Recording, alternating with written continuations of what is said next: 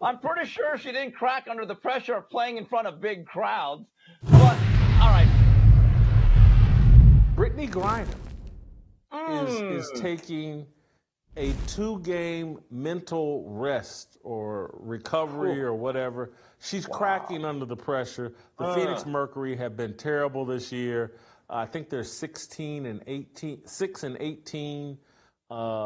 They for a long time they had the worst record in the WNBA. Now by a half game, they don't have the worst record in the NBA.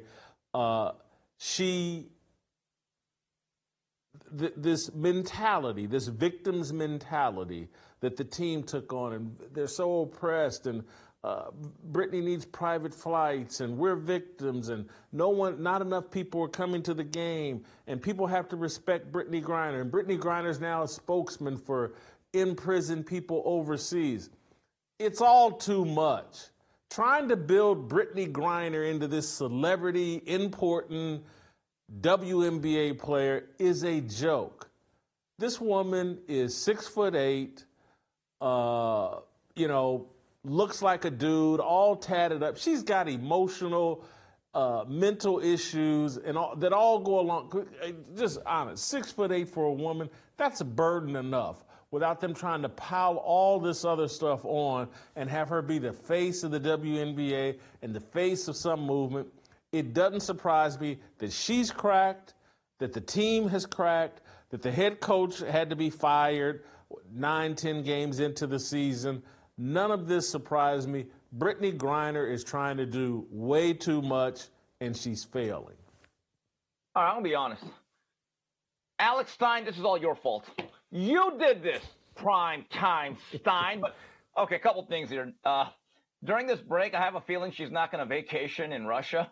Okay. And the other thing is, I'm pretty sure she didn't crack under the pressure of playing in front of big crowds. But, all right, is William Roden writing a 20,000-word piece for the New York Times Magazine on this? I mean, he said it himself. She's got a lot on her plate. But I don't get this. Most Americans actually don't care. We're apathetic towards her. Like, you would literally have to pay me to watch her. And if I went, I wouldn't even have the energy to heckle her. I live and let live. But this whole notion that somehow now mental illness has become a badge of honor. You know what used to be a badge of honor? Just shutting up, putting your head down, and getting through it and doing your job. I don't find her to be heroic. I don't have any hatred towards her. Do I have any sympathy for that? I can't necessarily say I do because I don't care enough. But what happened to just working through your issues?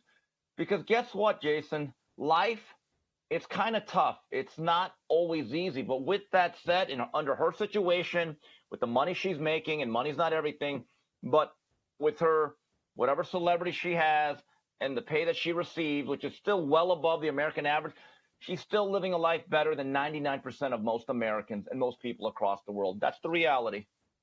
Get over it.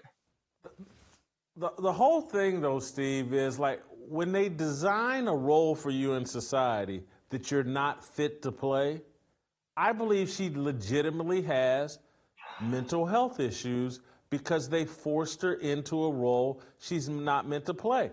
If someone, and I say this jokingly, but I'm dead serious, if someone said, hey, Jason, you're going to be a male supermodel and you're going to pose shirtless on the cover of multiple magazines around the country, and every time you go on TV or anywhere, you got to be shirtless, I would crack under that pressure. That's not the role I'm meant to play. I would crack. I'd be like, this is too much.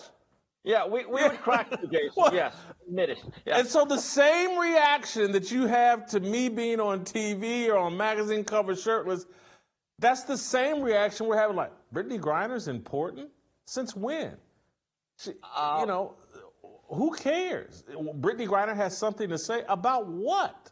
She's yeah, Jason, if Speak for Yourself was under that format, I would just say, like, okay, hey, Steve, did you record or DVR Speak for Yourself? I'm like, no, I'm good at the podcast. I'm good at the audio here. But every day, I'd still be listening. I would still be listening, but I'd be listening to it. But I have a question. You say being that tall as a female, is pressure in itself, and it could bring about issues. I don't disagree. But, Jason, let me go back to someone that I'm very partial to because she's from L.A., and I've known about her since because we were in the same years. The product of Morningside High School out of Inglewood, the great Lisa Leslie. Lisa Leslie has carved out a great life and a career. And she doesn't have these issues, and I have a reason why. And I don't want to speak for her. She's always positive. She's always upbeat. I don't think she has this. Look, she's complained about the WNBA pay. I get it. But when I see Lisa Leslie do various things and speak to the media and be part of the media, she seems to have a very upbeat attitude. Like you'd want to be around her. You could talk to her. It'd be friendly. She's amiable. But she's not always pressing the victimhood angle. And I truly believe being a victim all the time or wallowing in the victim Olympics, that in itself can bring about depression and mental issues. Yeah, when you're, hey, Brittney, we need you to come out here and not take a knee and take a dump all over the United States of America and, say things you don't really believe. We need you to be the face of Black Lives Matter and blah, blah. That's just going along to get along. Everybody's doing it. None of these people believe it. Trust me, I guarantee you Colin Kaepernick has mental health issues from living a lie. And so, anyway, I hope all the people that will write these sympathetic pieces about Brittney Griner over the next few days and weeks, and we'll hear the harrowing story about Alex Stein and all the hate mail she has gotten. None of them will say to themselves, hey, maybe we pushed Brittney into the wrong role. Maybe being a 6'8" woman is burden enough for this woman. Just let her play basketball, let her live in the background, like a lot of people. A lot of people are introverted. A lot of people have insecurities, and we don't force them out front and center. This is your mission, and you're going to change the world, and you and your wife are important because you scissor. It's a joke. It's a joke, and I'm. Oh, you had to go there. I did. I had to. Like what you saw? Hit that like button, subscribe, and check out the full episode by clicking the link below.